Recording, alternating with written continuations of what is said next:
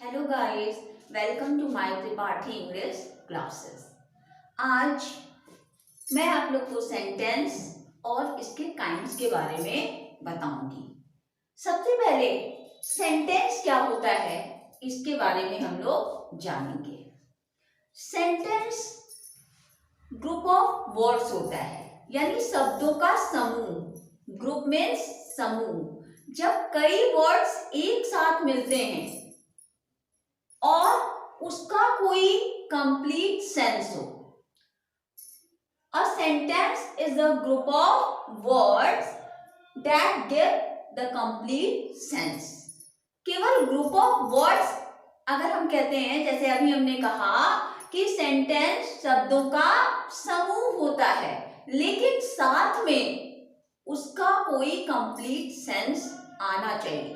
केवल शब्दों के समूह से सेंटेंस नहीं माना जाएगा, राइट। जैसे अगर हम कहें कि is pen right my this, right, is pen my this, तो वन वर्ड ये हुआ, second word, third word and fourth one, right. तो ये दीज आर वर्ड्स और ये सारे वर्ड्स मिल गए। जैसा कि हमने कहा कि शब्दों का समूह सेंटेंस होता है, लेकिन उसका कोई कंप्लीट सेंस होना चाहिए। ये शब्दों का समूह तो है, राइट। जैसे हम फ्रेज कह लें, फ्रेज क्या होता है, वो भी शब्दों का समूह होता है, लेकिन वो कंप्लीट सेंस नहीं देता। जैसे हम कहें ऑन द टेबल, तो on the table there are three words, right, three words हैं, लेकिन ये थ्री वर्ड्स कोई कंप्लीट सेंस नहीं दे रहा है, इसलिए वो फ्रेज में आ जाएगा, राइट। जैसे हम कहें इन अ कॉर्नर, तो ये भी क्या है, शब्दों का समूह है, लेकिन इसका कोई कंप्लीट सेंस नहीं है। तो शब्दों का वो समूह जिसका कोई कंप्लीट सेंस निकलता हो, यहाँ पे वर्ड्स के ग्रुप हैं, इज पेन माय दिस, यहाँ पे 1 2 3 4 वर्ड्स हैं।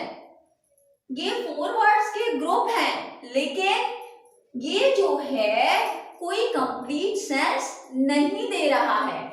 अगर हम इसको ऐसे लिखते हैं कि this is my pen, right, ये भी ग्रुप ऑफ वर्ड्स है और ये भी ग्रुप ऑफ वर्ड्स है, राइट। ऊपर वाला कोई सेंस नहीं दे रहा है, नीचे वाला सेंस दे रहा है। जैसे इन अ कॉर्नर, ठीक है, यहाँ पे ये क्या है, इन अ कॉर्नर, यहाँ पे वर्ड्स के ग्रुप तो है, लेकिन इसका कोई कंप्लीट सेंस नहीं है। तो जब तक वर्ड्स के ग्रुप हो लेकिन उसका कोई कंप्लीट सेंस ना हो, वो आपका सेंटेंस नहीं कहा जाएगा। तो what is sentence? If you are asked what is sentence, you will tell a group of words that give complete sense is called sentence। कि शब्दों का वो समूह जिसका कोई अर्थ निकलता हो, उसको हम क्या कहेंगे, सेंटेंस कहेंगे। अब हम सेंटेंस के काइंड्स के बारे में पढ़ेंगे कि सेंटेंस के कितने काइंड्स होते हैं।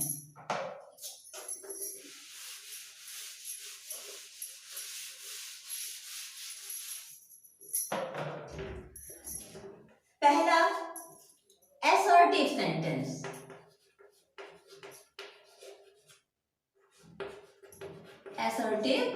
Sentence, right.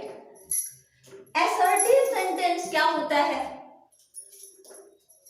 ये begins with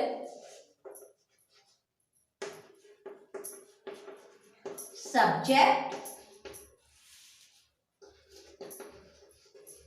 ये सब्जेक्ट आपका नाउन भी हो सकता है और प्रोनाउन भी हो सकता है, राइट।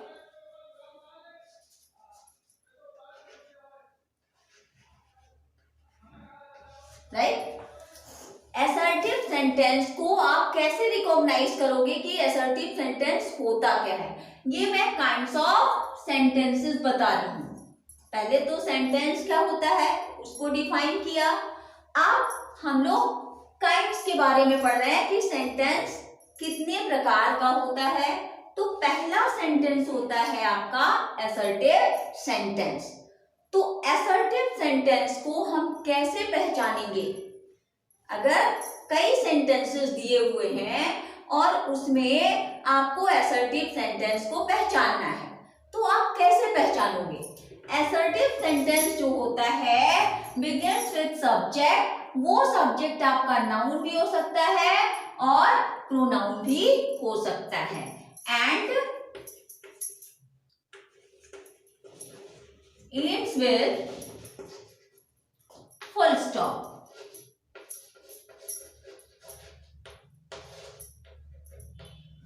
ये फुल स्टॉप का सिंबल है, राइट। कि जो सेंटेंस सब्जेक्ट से स्टार्ट हो और फुल स्टॉप से एंड हो, that will be assertive sentence. वो कौन सा सेंटेंस होगा? असर्टिव सेंटेंस होगा। एग्जाम्पल दूंगी मैं। आई am a boy, right.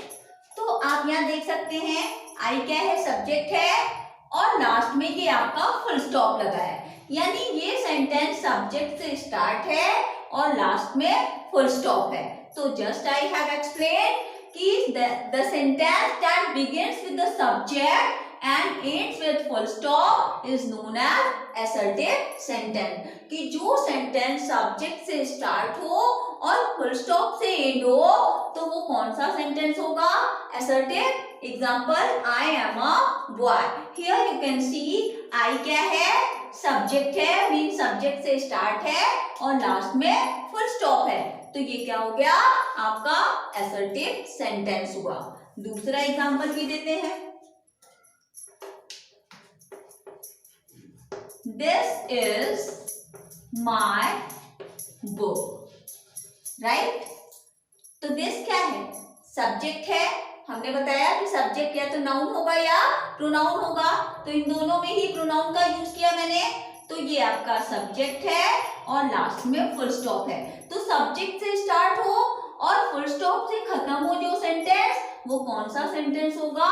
Assertive sentence होगा। जैसे अगर हम कहें कि राम, ये थर्ड एग्जांपल है, Ram reads the book, right. तो आप देख सकते हैं कि राम क्या है? सब्जेक्ट है। काम करने वाले को सब्जेक्ट कहते हैं, जो काम करता है वही क्या होता है? सब्जेक्ट। राम सब्जेक्ट है और नाउन है। जैसा कि मैंने सेंटेंस को जब डिफाइन किया अभी, तो उसमें बताया कि सब्जेक्ट आपका नाउन भी हो सकता है और प्रोनाउन भी। तो इन टू सेंटेंसेस में आपने देखा कि प्रोनाउन को सब्जेक्ट बनाया था और यहाँ पे Ram read the book, Ram किताब पढ़ता है। तो राम क्या है? सब्जेक्ट है और लास्ट में फुल स्टॉप है। तो सब्जेक्ट से स्टार्ट होकर के फुल स्टॉप पे एंड हो रहा है, तो ये कौन सा सेंटेंस होगा? असर्टिव सेंटेंस होगा, राइट। तो असर्टिव सेंटेंस का रिकॉग्निशन है कि जो सेंटेंस सब्जेक्ट से स्टार्ट होता है और लास्ट में फुल स्टॉप होता है, वो असर्टिव सेंटेंस कहलाएगा। अब हम दूसरे सेंटेंस की बात करते हैं।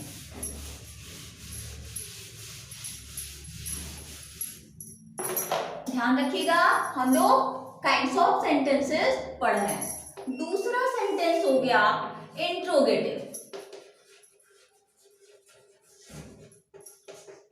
Interrogative sentence, right. Interrogative sentence को कैसे हम पहचानेंगे? इंट्रोगेटिव सेंटेंस का सबसे बड़ा पहचान है कि सेंटेंस के लास्ट में क्वेश्चन मार्क लगा होता है, राइट। लेकिन अगर सेंटेंस दिया है और लास्ट में क्वेश्चन मार्क लगा है, तो जैसे ही आप क्वेश्चन मार्क देखते हो, आप तुरंत रिकॉग्नाइज कर जाते हो कि वो कैसा सेंटेंस है? इंट्रोगेटिव सेंटेंस है। सपोज समवन, अगर आपको कोई सेंटेंस डिक्टेट कर रहा हो, जैसा कि हम जनरली ऐसा देखे हैं कि अगर हम किसी को सेंटेंसेस डिक्टेट करते हैं तो हमें बोलना पड़ता है कि फुल स्टॉप लगाना है या क्वेश्चन मार्क लगाना है या मार्क ऑफ एक्सक्लेमेशन लगाना है। इसका मतलब कि सेंटेंसेस की रिकॉग्निशन उन्हें नहीं मालूम है, राइट। तो अब तो असर्टिव सेंटेंस पता हो गया कि सब्जेक्ट, अगर कोई चीज डिक्टेट किया जा रहा हो और तो आप उसको सुनोगे कि सब्जेक्ट से स्टार्ट हो रहा है, तो ये असर्टिव सेंटेंस होगा। इंट्रोगेटिव सेंटेंस में सपोज कोई सेंटेंस डिक्टेट किया जा रहा है तो आपको कैसे पता चलेगा कि एंड में हमें मार्क ऑफ फुल स्टॉप लगाना है या मार्क ऑफ एक्सक्लेमेशन लगाना है या फिर क्वेश्चन मार्क लगाना है। इंट्रोगेटिव सेंटेंस जो है ये आपका बिगिंस विद, मैं डैश करके इट बिगिंस न लिख के डायरेक्ट बिगिंस लिख दे रही हूं। बिगिंस मतलब start, begins with helping verb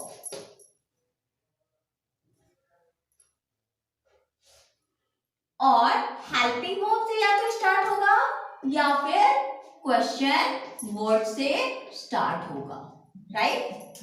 interrogative sentence जो होता है या तो हेल्पिंग वर्ब से स्टार्ट होगा या फिर क्वेश्चन वर्ड से स्टार्ट होगा एंड एंड्स विद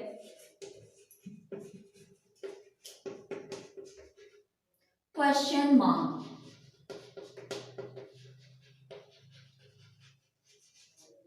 ये लगा रहेगा, ठीक है। सेंटेंस रिटन है तो आप इसको देख के पहचान जाओगे, लेकिन अगर कोई डिक्टेट कर रहा है तो आप कैसे जानोगे कि हमें क्वेश्चन मार्क लगाना है कि फुल स्टॉप लगाना है। तो आप देखोगे कि स्टार्टिंग किससे हो रही है। अगर शुरू में हेल्पिंग वर्ब बोला जा रहा है तो आप तुरंत समझ जाइए कि आपका ये सेंटेंस क्या है, इंट्रोगेटिव है और आपको लास्ट में क्वेश्चन मार्क लगाना है। क्वेश्चन वर्ड से स्टार्ट है तो आपको लास्ट में क्या लगाना होगा, क्वेश्चन मार्क। लेकिन कभी कभी क्वेश्चन वर्ड से कुछ सेंटेंसेस स्टार्ट होते हैं लेकिन लास्ट में क्वेश्चन मार्क नहीं लगता है, मार्क ऑफ एक्सक्लेमेशन लग जाता है। अगर मैं कहूं कि क्वेश्चन वर्ड से स्टार्ट है और वो तो हमेशा इंट्रोगेटिव सेंटेंस है, तो यहाँ पे आपसे क्रॉस क्वेश्चन किया जा सकता है, जैसे how beautiful she was, how beautiful girl she was. तो हाउ क्या है, क्वेश्चन वर्ड है। तो अब आपके दिमाग में ये आएगा कि मैम ने कहा था क्वेश्चन वर्ड से अगर स्टार्ट है तो लास्ट में आप क्वेश्चन मार्क लगाओगे। क्वेश्चन वर्ड के तुरंत बाद हेल्पिंग वर्ब अगर बोला जाता है तब आप लास्ट में क्या लगाओगे, क्वेश्चन मार्क। ये अभी मैं स्ट्रक्चर ऑफ सेंटेंसेस जब पढ़ाऊंगी तब मैं आपको बताऊंगी कि सारे सेंटेंसेस के स्ट्रक्चर क्या होते हैं, असर्टिव सेंटेंस का स्ट्रक्चर क्या होता है, इंट्रोगेटिव का स्ट्रक्चर क्या होता है, इंपेरेटिव का स्ट्रक्चर क्या होता है, ऑप्टेटिव का क्या होता है, एक्सक्लेमेटरी का। लेकिन अभी तो हम लोग सेंटेंसेस के काइंड्स को पढ़ रहे हैं, सेंटेंस के काइंड्स को पढ़ रहे हैं कि कितने तरह के सेंटेंस होते हैं। तो हेल्पिंग वर्ब से सेंटेंस स्टार्ट हो तो समझ जाइए कि आपको लास्ट में क्वेश्चन मार्क लगाना है। क्वेश्चन वर्ड से स्टार्ट है तो आपको क्वेश्चन मार्क लगाना है। ध्यान रहे, क्वेश्चन वर्ड से स्टार्ट हो और उसके तुरंत बाद हेल्पिंग वर्ब आया, ये स्ट्रक्चर में मैं बताऊंगी, राइट। एग्जांपल दूंगी मैं, अभी क्लियर हो जाएगा। जैसे अगर हम कहें कि does he go to school, does he go to school, last में क्वेश्चन मार्क। तो आप देख सकते हैं डज क्या है, हेल्पिंग वर्ब है, राइट। यानी सेंटेंस हमारा हेल्पिंग वर्ब से स्टार्ट है और लास्ट में क्या लगा है, क्वेश्चन मार्क लगा है। तो हमने बताया कि इंट्रोगेटिव सेंटेंस हेल्पिंग वर्ब से स्टार्ट होगा और लास्ट में क्वेश्चन मार्क लगा होगा, तो वो कौन सा सेंटेंस होगा, इंट्रोगेटिव सेंटेंस। अगर क्वेश्चन वर्ड से स्टार्ट है, जैसे ये फर्स्ट एग्जांपल हो गया, दूसरा एग्जांपल हम देते हैं what are you doing, right। तो यहाँ आप देख रहे हैं क्वेश्चन वर्ड हो गया, राइट। क्वेश्चन वर्ड से स्टार्ट है तो भी वो आपका इंट्रोगेटिव सेंटेंस होगा। ध्यान रखिए, क्वेश्चन वर्ड से कभी कभी क्वेश्चन वर्ड से एक्सक्लेमेटरी भी सेंटेंस स्टार्ट होता है, लेकिन इंट्रोगेटिव और एक्सक्लेमेटरी में यही अंतर है कि इंट्रोगेटिव सेंटेंस अगर क्वेश्चन वर्ड से स्टार्ट होता है तो उसके तुरंत बाद आपका हेल्पिंग वर्ब आता है, लेकिन अगर एक्सक्लेमेटरी सेंटेंस है तो वो क्वेश्चन वर्ड से स्टार्ट होगा लेकिन उसके तुरंत बाद हेल्पिंग वर्ब नहीं आएगा। तो अगर क्वेश्चन वर्ड से स्टार्ट है और तुरंत बाद हेल्पिंग वर्ब नहीं बोला जाता है, डिक्टेट किया जाता है, तो आप समझ जाइए कि ये एक्सक्लेमेटरी सेंटेंस होगा। लेकिन यहाँ पे आप देख रहे हैं क्वेश्चन वर्ड है और क्वेश्चन वर्ड के तुरंत बाद क्या आ गया, हेल्पिंग वर्ब। इट मींस आपको लास्ट में क्या पुट करना होगा अगर कोई चीज डिक्टेट किया जा रहा है, क्वेश्चन मार्क। तो सेंटेंस दिया है तो क्वेश्चन मार्क देख के ही आप समझ जाओगे कि इंट्रोगेटिव सेंटेंस है। लेकिन ये रिकॉग्निशन मैं आपको क्यों पढ़ा रही हूँ, एज आई फाउंड कि जब हम कोई चीज डिक्टेट करते हैं तो हमें पंक्चुएशन भी बताना पड़ता है कि फुल स्टॉप लगाना है, कि क्वेश्चन मार्क लगाना है या मार्क ऑफ एक्सक्लेमेशन लगाना है। ऐसा क्यों? क्योंकि बच्चों को सेंटेंसेस के रिकॉग्निशन नहीं पता होते हैं। सो दैट्स व्हाई मैं आपको यहाँ पे रिकॉग्निशन के साथ बता रही हूँ कि interrogative sentence always begins with the helping verb and ends with question mark, और begins with question word having helping verb and ends with question mark, right. तो now interrogative sentence is completed.